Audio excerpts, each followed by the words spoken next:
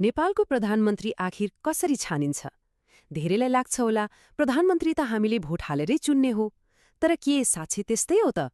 आज हामी यही राजनीतिक प्रक्रियाको भित्री तहहरूमा पस्नेछौँ र बुझ्नेछौँ कि देशको सबैभन्दा शक्तिशाली पदसम्म पुग्ने बाटो वास्तवमा कस्तो हुँदो रहेछ। 3 करोड जनसङ्ख्या भएको देशमा केवल 28,000 मतले जितेको व्यक्ति कसरी प्रधानमन्त्री बन्न सक्छ? यो त गजबको राजनीतिक पहेली भयो, होइन त? आउनुहोस् आज यसलाई हल गरौँ। यो पहेलीको जवाफ लुकेको छ नेपालको संसदीय प्रणालीमा। यसमा के हुन्छ भने हामी सिधै प्रधानमन्त्रीलाई भोट हाल्दैनौँ। प्रक्रिया अलि घुमाउरो छ, तर चिन्ता लिनु पर्दैन। हामी यसलाई एकदमै सरल तरिकाले बुझ्नेछौँ। यहाँ सबैभन्दा पहिले बुझ्नुपर्ने कुरा के हो भने हामी मतदाताले प्रधानमन्त्रीलाई होइन, बरु संसदका सदस्यहरूलाई अर्थात् सांसदहरूलाई चुन्छौँ र तिनै हामीले चुनेका प्रतिनिधिहरूले पछि गएर देशको कार्यकारी प्रमुखको बन्ने भनेर निर्णय गर्छन्। त्यसो भए आम चुनावमा भोट हाल्दा के हुन्छ त? संघीय संसदको चुनावमा मतदाताको हातमा 2वटा मतपत्र हुन्छन्। मतलब हामीले दिने भोटले एकैपटक 2वटा फरक परिणामहरू निर्धारण गरिरहेको हुन्छ। पहिलो मतपत्र, जसलाई हामी प्रत्यक्ष वा पहिलो हुने निर्वाचित हुने प्रणाली भन्छौँ, त्यसमा हामी आफ्नो टोल छिमेक, आफ्नो निर्वाचन क्षेत्रको उम्मेद्वारलाई भोट हाल्छौँ। यसरी देशभरबाट 165 जना सांसद छानिनुहुन्छ। अनि दोस्रो मतपत्र हुन्छ समानुपातिक प्रणालीको लागि। यसमा हामी कुनै व्यक्तिलाई होइन, सिधै राजनीतिक पार्टीको चुनाव चिन्हमा भोट हाल्छौँ र पार्टीले देशभरिबाट पाएको कुल भोटको आधारमा 110 जना सांसदहरू छानिनुहुन्छ। ल, चुनाव सकियो, नतिजा आयो। अब सुरु हुन्छ असली खेल। सबै राजनीतिक दलहरूको लागि एउटा मात्र लक्ष्य हुन्छ, प्रतिनिधि सभामा बहुमत पुर्याउनु। अब सुरु हुन्छ 138 को दौड। हाम्रो प्रतिनिधि सभामा कुल 275 सदस्य हुन्छन्। यीमध्ये 165 जना प्रत्यक्ष चुनाव जितेर आउनेहरू भए अनि 110 जना समानुपातिक प्रणालीबाट आउनेहरू हो। यी दुवै मिलेर बन्छ हाम्रो पूर्ण संसद।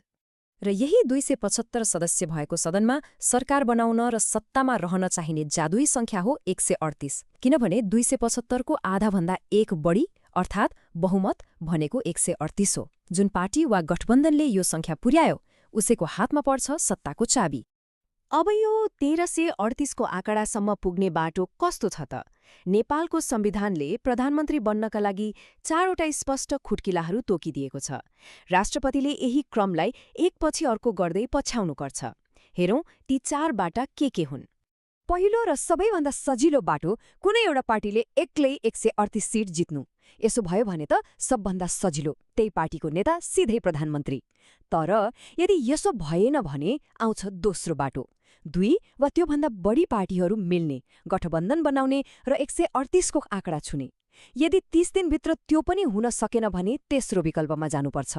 संसदको सबैभन्दा ठूलो पार्टीको नेतालाई प्रधानमन्त्री बनाइन्छ र अन्तिममा यदि तेस्रो तरिकाबाट बनेको प्रधानमन्त्रीले पनि विश्वासको मत पाउनु भएन भने कुनै पनि सांसद जसले बहुमत जुटाउन सक्छु भनेर आधार देखाउन सक्छ, उहाँ प्रधानमन्त्री बन्न सक्नुहुन्छ।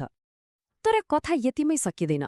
जोसुकै प्रधानमन्त्री बने पनि 30 दिनभित्र संसदमा एउटा अग्नि परीक्षा दिनुपर्छ, जसलाई भनिन्छ विश्वासको मत। यहाँ उहाँले आफूसँग कम्तीमा 138 सांसदको साथ छ भनेर प्रमाणित गर्नै पर्छ। यो परीक्षा पास भएपछि मात्र सरकारले औपचारिक रूपमा काम गर्न पाउँछ।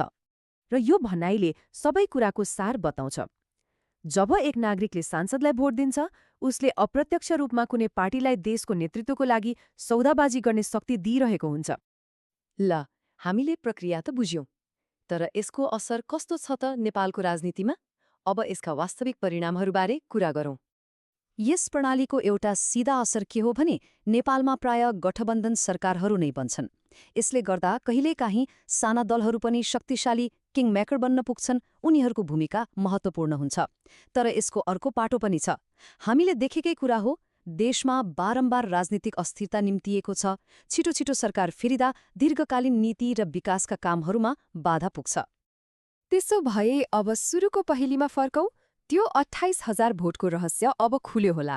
त्यो भोट त केवल एउटा स्थानीय निर्वाचन क्षेत्र जित्नको लागि थियो, तर प्रधानमन्त्रीको पद भने चुनाव जितेर मात्र होइन, संसदभित्रको जोड घटाउ, गठबन्धन र राजनीतिक वार्ताबाट जितिएको थियो।